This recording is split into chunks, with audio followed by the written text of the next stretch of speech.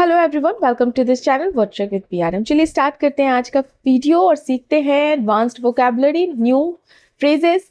हमारा आज का पहला वर्ड है लैकोनिक। लैकोनिक वर्ड एडजेक्टिव है और लैकोनिक का अर्थ होता है कम बोलने वाला या संक्षिप्त। मतलब कि लैकोनिक हम ऐसे व्यक्ति के बारे में भी बोल सकते हैं या ऐसे आंसर दिया गया है उसके बारे में भी बोल सकते हैं कि जो चीज़ छोटा हो, कम फ्यू वर्ड यूज़ करके आंसर हो या कोई बात हो या संक्षिप्त में हो, ब्रीफ में हो, तो वहां पर हम लैकोनिक वर्ड का यूज करेंगे। इंग्लिश में इसका मीनिंग है यूजिंग वेरी फ्यू वर्ड्स, और आप ऐसा भी बोल सकते हो बहुत ही ब्रीफ एंड डायरेक्ट। अगर इसकी लैकोनिक वर्ड का सिंपल इंग्लिश में हम बात करें तो इसका वर्ड्स इसकी जगह हम बोलते हैं ब्रीफ या कंसाइज। ये सारे इसके सिनोनिम्स हो गए, ठीक है। कंसाइज का अर्थ होता है छोटा और स्पष्ट। टर्स का अर्थ होता है बहुत ही संक्षिप्त, बहुत संक्षिप्त चीज बातों में। जैसे यहाँ पे एग्जाम्पल दिया है, her laconic style makes her sound very direct. जो हर लैकोनिक स्टाइल मतलब उसकी जो लैकोनिक बहुत क्या कहते हैं, संक्षिप्त जो छोटी शैली है, स्टाइल है, उसे बहुत सीधा बनाती है। मतलब कि अगर हम किसी पर्सन के बारे में बात कर रहे हैं तो वो जब जवाब देती है या उसकी जो स्टाइल है बोलने की या चीज़ें बताने की, तो वो इतनी छोटी और होती है और इतनी स्पष्ट होती है कि बिल्कुल डायरेक्ट दिखता है, ठीक है। जैसे अगर मैं बोल रही हूँ उसका लैकोनिक स्टाइल, तो इसका क्या अर्थ हो गया, संक्षिप्त शैली। वो लैकोनिक स्पीकर है, मतलब वो कम बोलने वाला वक्ता है। ऐसा स्पीकर है जो कम और साफ शब्दों में डायरेक्ट बोलता है। फाइन। हमारा नेक्स्ट वर्ड है इनकर्शन। इनकर्शन वर्ड जो है नाउन है और इनकर्शन वर्ड का अर्थ होता है घुसपैठ या अचानक प्रवेश। जैसे आप इंग्लिश में बोलते हो ना इन्वेजन, इन्वेजन का अर्थ होता है आक्रमण, मतलब घुसपैठ एक तरह से कहते हैं। इंट्रूशन घुसपैठ बोलते हैं बिना अनुमति के, जब आप बिना परमिशन के जब आप एंट्री लेते हो या एंट्री। तो ये सारे सिनोनिम्स हो गए किसके, इनकर्शन वर्ड के। तो इनकर्शन वर्ड का अर्थ क्या हुआ, घुसपैठ या अचानक प्रवेश। फाइन। तो मतलब क्या हुआ, किसी जब प्लेस पे, किसी एरिया में अचानक और एक तरह से विदाउट परमिशन या अनधिकृत रूप से जब आप एंट्री लेते हैं, खासकर दूसरे देश में, दूसरे के एरिया में, तो वहां पर हम इनकर्शन वर्ड का यूज करते हैं। फाइन। इनकर्शन वर्ड जो है इनकर INCUR, इनकर वर्ब है और उसका अर्थ होता है अपने ऊपर लेना या अपने ऊपर झेलना, ठीक है, उसका वर्ड। लेकिन जब ये इनकर्शन बन जाता है तो नाउन हो जाता है और जिसका अर्थ होता है घुसपैठ या अचानक प्रवेश। ध्यान रखिएगा ये सारे शब्दों को। जैसे एग्जाम्पल है यहाँ, the army reported an incursion across the border. मतलब क्या हुआ कि जो आर्मी है, सेना ने सीमा, बॉर्डर के पास घुसपैठ की सूचना दी। अगर हम कोलोकेशन की बात करें तो जैसे अगर हम एक्सप्रेशन में यूज करते हैं मिलिट्री इनकर्शन, मतलब क्या हुआ, सैनिक घुसपैठ। अगर हम बोल रहे हैं कि एनिमी इनकर्शन, मतलब क्या हुआ, दुश्मन की घुसपैठ। तो इस तरह से एक्सप्रेशन से हम वर्ड को यूज करेंगे। नेक्स्ट फ्रेज है ये, ठीक है, न्यूज़पेपर का ही फ्रेज है, कॉम्प्रिहेंसिव कंसल्टेशन। अगर कहीं पे ये है फ्रेज दिखा तो आप क्या समझोगे? वीडियो पॉज करो, अगर आपको पता है सिंपल वे में तो आप कमेंट कर सकते हैं। देखो, कॉम्प्रिहेंसिव कंसल्टेशन का अर्थ होता है, कॉम्प्रिहेंसिव का खुद में अर्थ होता है व्यापक। व्यापक मतलब समग्र, पूरी तरह से। और कंसल्टेशन का क्या अर्थ होता है, परामर्श, ठीक है। तो कॉम्प्रिहेंसिव कंसल्टेशन की बात करें तो व्यापक परामर्श बोल सकते हैं या विस्तृत विचार विमर्श कह सकते हैं, ठीक है। पूरे थॉरोली जब आप विचार विमर्श करते हैं, और थॉरो डिस्कशन जिसे आप बोलते हो, जैसे यहाँ पे इंग्लिश में मीनिंग है thorough discussion with all relevant people before making a decision. मतलब क्या हुआ कि डिस्कशन, कंप्लीट डिस्कशन, सारे रिलेवेंट जितने भी लोग रिलेवेंट थे उस डिसीजन से, तो डिसीजन बनाने से पहले उन सबके साथ एक थॉरो विचार विमर्श, ठीक है, विस्तृत विचार विमर्श, ये अर्थ हुआ। जैसे इसका कॉम्प्रिहेंसिव कंसल्टेशन का एज अ सिनोनिम भी आप बोल सकते हो या as a normal basic English हम बोल सकते हैं थॉरो, पूरी तरह से, थ्रू आउट भी बोलते हैं, डिस्कशन विचार विमर्श, एडवाइस। तो ये सारे सिनोनिम्स हो गए। मतलब सिनोनिम्स क्या हुआ, जैसे अगर मान लो ऑप्शन दिया हुआ है और 3-4 सिनोनिम्स वर्ड दिए हुए हैं तो इससे मिलते जुलते वर्ड क्या होंगे, तो इस तरह से क्वेश्चन आता है तो आप ऐसे टिक लगा सकते हो। तो आपको थोड़ा सा बेसिक उसका मिलता सिमिलर वर्ड को पता होना चाहिए, समझने में भी आसानी होती है। जैसे यहाँ पे एग्जाम्पल है, the policy was prepared after comprehensive consultation with experts. मतलब क्या हुआ कि जो नीति है विशेषज्ञों स्पेशलिस्ट के साथ विचार विमर्श कंप्रिहेंसिव कंसल्टेशन के बाद तैयार की गई, बनाई गई। अगर हम कोलोकेशन की बात करें तो जैसे comprehensive consultation with stakeholders, comprehensive consultation with directors, तो इस तरह से आपको देखने को मिलेगा। तो कहीं भी अगर कंप्रिहेंसिव कंसल्टेशन मेंशन हो तो समझ लीजिए उसका अर्थ है कि पूरी तरह से विचार विमर्श परामर्श करना। नेक्स्ट इज, ये ईडियम है और as a phrase talk through one's hat. अगर आप किसी को बोल रहे हो या कहीं पे देख रहे हो या कोई किसी को बोल रहा है, टॉक थ्रू वंस हैट, किसी की टॉक थ्रू वंस हैट का अर्थ होता है बिना जानकारी के बोलना, बेबुनियादी बातें करना। आपको उसके बारे में डिटेल इंफॉर्मेशन नहीं है लेकिन फिर भी उस जानकारी के बारे में आप बात कर रहे हो, उस चीज के बारे में आप बात कर रहे हो, ठीक है। To speak without knowing the facts, to say things that are not true और सेंसिबल, तो उसे आप क्या बोलते हो, टॉक थ्रू वंस हैट। तो सिंपल अर्थों में समझे तो जब कोई व्यक्ति बिना नॉलेज के, बिना इंफॉर्मेशन के, बिना जानकारी के, बिना एविडेंस के, बिना प्रमाण के जब कॉन्फिडेंस से कुछ बोलता है, देखो उसे पता नहीं होता है लेकिन फिर भी उसके अंदर उस चीज को लेकर कॉन्फिडेंस होता है, और कॉन्फिडेंस के साथ जब बोलता है और कहता है तो वहां पर हम बोलते हैं कि वह टॉक थ्रू हिज और हर हैट कर रहा है। जैसे कि talk through one's hat, talk through one's hat मतलब कि वो इस वंस की जगह हिज और हर लग जाएगा, डिपेंड करता है सेंटेंस पे, ठीक है। तो इंग्लिश में बोले तो to speak without knowing the facts, to say things that are not true और सेंसिबल। अगर एज अ बेसिक इंग्लिश की बात करें तो जैसे नॉनसेंस, बकवास करना, गेस करना, अनुमान लगाना, अनइन्फॉर्म्ड, बिना जानकारी वाला, तो ये सारे इससे सिमिलर वर्ड्स हो गए, ठीक है, या फ्रेजेस हो जाते हैं। जैसे यहाँ पे एग्जाम्पल है, डोंट लिसन टू हिम, उसकी मत सुनो, he is talking through his head, वह बकवास कर रहा है, या आप कह सकते हो वो बेबुनियादे बातें कर रहा है, उसको पता नहीं है उस चीज के बारे में, ये कहना चाहते हैं। Next is autonomy of. Autonomy of अगर फ्रेज यूज किया गया है कहीं पर तो उसका अर्थ होता है स्वतंत्र निर्णय लेने का अधिकार। देखो सिंपल से शब्दों में समझे तो ऑटोनोमस क्या होता है, स्वतंत्र या स्वायत्त जिसे आप बोलते हो, एडजेक्टिव वर्ड होता है। यहीं पे अगर ऑटोनॉमी लग जाता है तो ये नाउन हो जाता है। ऑटोनॉमी का अर्थ होता है स्वतंत्रता या स्वायत्तता, ठीक है। तो ऑटोनॉमी ऑफ का फ्रेज का अर्थ होता है स्वतंत्र निर्णय लेने का अधिकार, द राइट और freedom to make your own decisions and govern yourself. अगर इससे मिलते जुलते वर्ड्स देखें तो इंडिपेंडेंस हो जाएगा जिसका अर्थ होता है स्वतंत्रता, फ्रीडम हो जाता है आजादी, सेल्फ रूल होता है स्वासन, स्वशासन, नॉट स्वासन, इट्स स्वशासन, ठीक है। तो ऑटोनॉमी ऑफ का अर्थ समझ में आया। जैसे कि आप बोल सकते हो किसी भी व्यक्ति के बारे में बोल सकते हो, कोई ऑर्गेनाइजेशन है या कोई भी एरिया है, ठीक है, या कोई कंट्री है, तो कोई गांव है, कोई विलेज है, कोई स्टेट है, तो जो वो अपने डिसीजन खुद लेने और उनके मामलों में स्वतंत्र रूप से उनका अधिकार होता है, तो वहां पर हम ऑटोनॉमी ऑफ का यूज करते हैं। तो इन शॉर्ट अगर ऑटोनॉमी ऑफ लिखा रहा तो आप समझ जाइए कि वह क्या, उसका अर्थ होता है स्वतंत्र निर्णय लेने का अधिकार। जैसे यहाँ पे एग्जाम्पल है, the policy aims to protect the autonomy of university. मतलब क्या हुआ कि ये जो पॉलिसी है, ये जो नीति है, उसका उद्देश्य क्या है कि जो यूनिवर्सिटी का स्वायत्तता मतलब कि स्वयं निर्णय लेने का, डिसीजन मेकिंग का ऑटोनॉमी रहे, रक्षा करना। तो ये पॉलिसी इसलिए बनाया गया है ताकि यूनिवर्सिटीज को स्वतंत्रता रहे डिसीजंस लेने के लिए। नेक्स्ट इडियम है to be thick in the head. To be thick in the head, to be thick in the head का अर्थ होता है मूर्ख होना, दिमाग से मोटा होना। सुना होगा ना, ठेठ भाषा में दिमाग से मोटा है वो, इस तरह से आप याद रख सकते हो। तो to be thick in the head मतलब मूर्ख होना, समझने में धीमा होना, ठीक है। Unable to understand things easily, not very intelligent, ऐसा व्यक्ति, ऐसी बात जिसको अगर कोई व्यक्ति है जो बात को जल्दी समझ नहीं पाता है और वो, या कह सकते हो कि बहुत स्लोली लर्न करता है, तो उसे हम थिक इन द हेड कह सकते हैं। जैसे आप एज अ सिनोनिम बोलो तो स्लो है, बहुत स्लो है, बहुत स्टूपिड है यार, डल है, मतलब मन बुद्धि है ये, ठीक है। तो इस तरह के इसके सिनोनिम्स हो गए।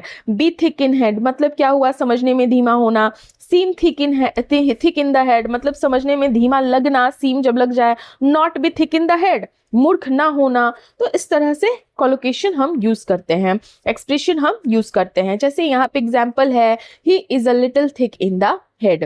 He is a little thick in the head मतलब क्या हुआ कि वो थोड़ा समझने में धीमा है, या वो थोड़ा मंदबुद्धि है, या वो थोड़ा मूर्ख है, उसको चीजें लेट से समझ में आती हैं। ये सेंस है।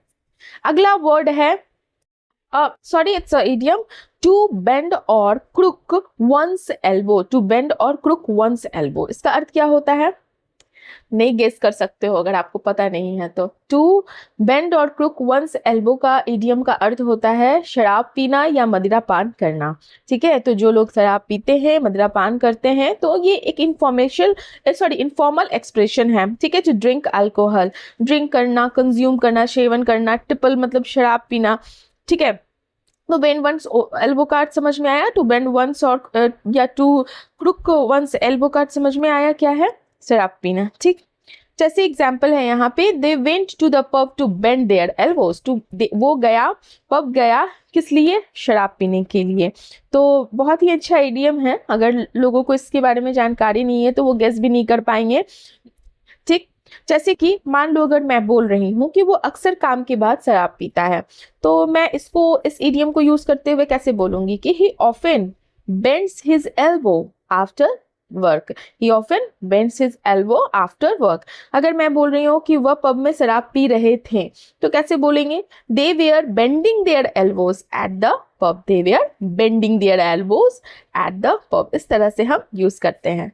Next is to feel free to. जैसे ही ये इडियम यूज होगा, बहुत बार सुना होगा आपने, to feel free to. To feel free to phrase या इडियम जो है, इसका अर्थ होता है बेझिझक करना या स्वतंत्र महसूस करना, फ्री महसूस करना। तो जब आप किसी को कोई काम बिना झिझक, विदाउट हेजिटेशन करने की अनुमति देते हैं या प्रोत्साहन देते हैं, इनकरेज करते हैं, तो वहां पर हम टू फील फ्री का प्रयोग कर सकते हैं, उसका यूज कर सकते हैं। इंग्लिश में अगर मीनिंग इसका है तो देखिए, to feel comfortable doing something without hesitation. तो जब आप कोई काम बिना हेजिटेशन के करते हैं, फील कंफर्टेबल होकर करते हैं, तो वहां पर हम to feel free to idiom या फ्रेज का यूज कर सकते हैं। जैसे कि अगर हम बोल रहे हैं कि फील फ्री टू आस्क, मतलब स्वतंत्र फील करो, मतलब क्या हुआ कि विदाउट हेजिटेशन पूछो, ये सेंस हुआ। अगर मैं बोल रही हूँ कि यार feel free to call me, मतलब क्या हुआ, बेझिझक फोन करना मुझे। अगर मैं बोल रही हूँ this is a pen and feel free to use, ये पेन है और इसे बेझिझक इस्तेमाल करो, मतलब कि एक बात का मतलब मैं बोल रही हूँ कि इस तरह से हम यूज कर सकते हैं इस इडियम का। जैसे यहाँ पे एग्जाम्पल है, feel free to ask me any question. जब कोई स्पीच देता है या कुछ डिस्कशन करते हैं, टीचर्स भी होते हैं, जब कोई अपनी कोई भी टॉपिक कंप्लीट करते हैं तो कहते हैं ना, feel free to ask me any question, मतलब विदाउट हेजिटेशन कुछ भी आप मुझसे पूछ सकते हो, ये सेंस है। Next is to drink like a fish. To drink like a fish क्या होगा, to drink like a fish idiom का अर्थ होता है बहुत अधिक शराब पीना, बहुत अधिक अल्कोहल कंज्यूम करना, ठीक है। पहले हमने अभी कुछ टाइम पहले क्या डिस्कस किया था कि अल्कोहल के बारे में, क्या था, टू बेंड और क्रुक वंस एल्बो हमने किया था ना, मतलब उसका अर्थ होता है मदिरा पान करना, शराब पीना। लेकिन जैसे ही ये phrase to drink like a fish में कन्वर्ट हुआ, मतलब शराब पीना तो होगा लेकिन बहुत अधिक मात्रा में पीना, to drink a lot of alcohol. जैसे कि बूज, शराब पीना, इसका एंटोनिम सिनोनिम हो गया ट्रिपल, मैंने लास्ट टाइम भी बताया था, शराब पीना। तो ये सारे इसके सिनोनिम हो गए।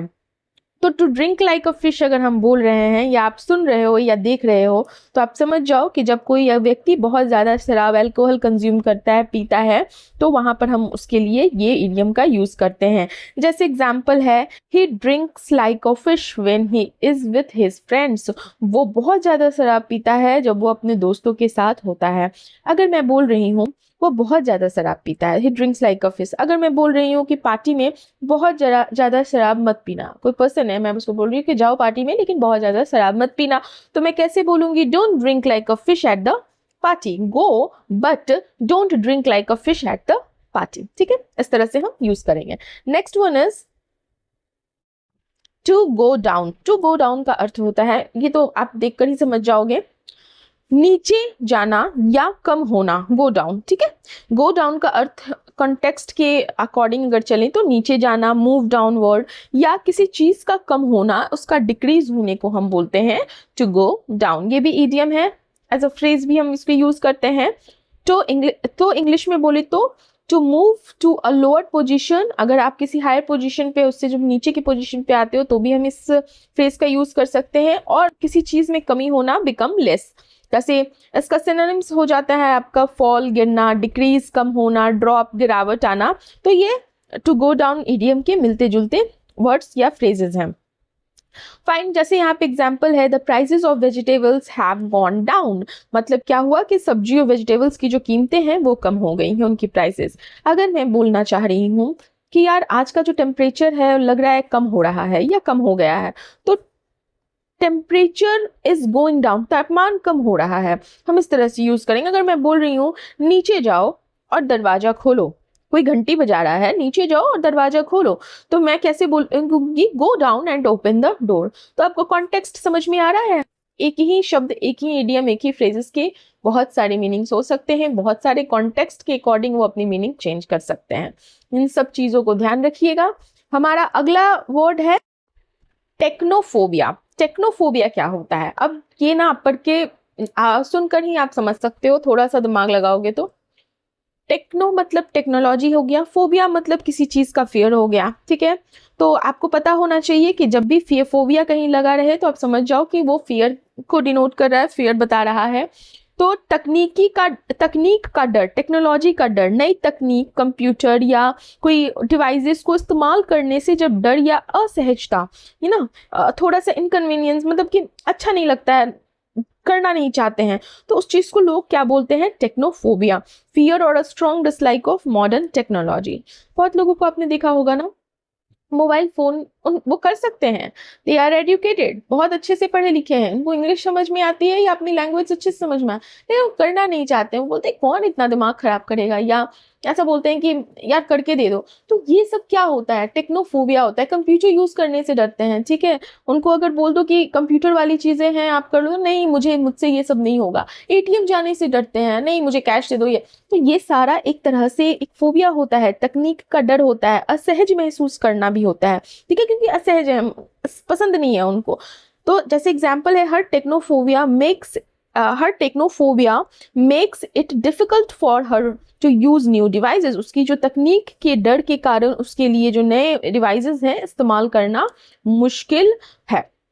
तो इस तरह से हम यूज करेंगे। जैसे मान लो अगर बोल रहे हैं कि उसका जो टेक्नोफोबिया है, his technophobia prevents him from using online services. मतलब क्या हुआ कि अगर हम बोल रहे हैं कि जो उसको न्यू टेक्नोलॉजी से यूज करने से डर है, उसकी वजह से वो ऑनलाइन सर्विसेज इस्तेमाल करने नहीं कर पाता है या कर पाती है, तो इस तरह से हम यूज करेंगे। एसएससी या जो कॉम्पिटिटिव एग्जाम्स है उसमें फोबिया से रिलेटेड क्वेश्चन आते हैं बहुत सारे, एसएससी में भी बहुत ज्यादा आते हैं। एक नया फोबिया है ब्रोंटोफोबिया। ब्रोंटोफोबिया क्या होता है? ब्रोंटोफोबिया ध्यान में रखिएगा, क्वेश्चन आ सकता है, क्योंकि द हिंदू न्यूज़पेपर की वो कैब डायरेक्ट पूछे जाते हैं। तो ब्रोंटोफोबिया नाउन है और इसका अर्थ होता है तूफान का डर या गरज चमक का भय। जैसे कभी लाइटनिंग होती है तो लोग डर जाते हैं ना, या बहुत लोग ऐसे भी होते हैं कि वो सोचते हैं यार बारिश हो जाए लेकिन लाइटनिंग ना हो, थंडर ना हो, गर्जन से उनको डर लगता है। तो इस तरह के फियर को हम बोलते हैं ब्रोंटोफोबिया। थंडर स्टॉर्म्स, तूफान, खासकर थंडर, गरज, लाइटनिंग, बिजली के चमकने से होने वाला डर अत्यधिक डर भी होता है। आपको नहीं होगा तो आप नहीं इस डर को बोलोगे कैसे कैसे हो सकता है, लेकिन बहुत लोग डरते हैं। कुछ लोग हैं ऐसे जिनको बहुत उस तरह की आवाज से डर लगता है, तो वैसे पर्सन को हम बोलते हैं कि इसे ब्रोंटोफोबिया है। An extreme fear of thunder storms, thunder और लाइटनिंग। ठीक है, तो उसे क्या बोलोगे? ब्रोंटोफोबिया। जैसे यहाँ पे एग्जाम्पल दिया है, some children develop brontophobia during severe storms. कुछ बच्चों में तेज तूफान के दौरान या तेज तूफान के कारण ब्रोंटोफोबिया डेवलप हो जाता है। So thank you for watching. अगर अभी तक आपने मेरे चैनल को सब्सक्राइब नहीं किया है तो मेरे चैनल को जरूर से सब्सक्राइब कीजिए। लाइक करने और सब्सक्राइब करने में आपका कुछ नहीं जाएगा। अगर आपको थोड़ा सा भी सही लगता है, वीडियो से कुछ सीखने को मिलता है तो thank you. Thank you, have a nice day.